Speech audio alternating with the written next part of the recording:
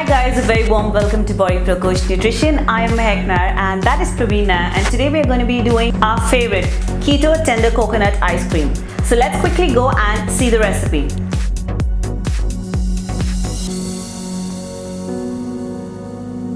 Fresh cream, 80 grams. Then I have coconut malai, that's about 50 grams, stevia powder.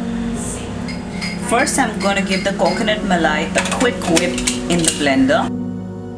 So to the cream, I have added 50 grams of coconut malai which is being whipped, and now I'm going to add a teaspoon of stevia, and I'm going to stir the whole thing nicely so that the malai and the cream gets nicely mixed. And our tender coconut ice cream would be ready in about 3 to 4 hours.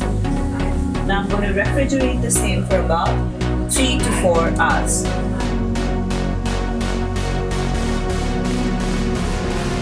So our tender coconut ice cream is ready.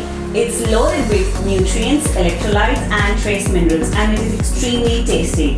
Alright, so it's something going to be great if you're following intermittent fasting and you are about to open the eating window.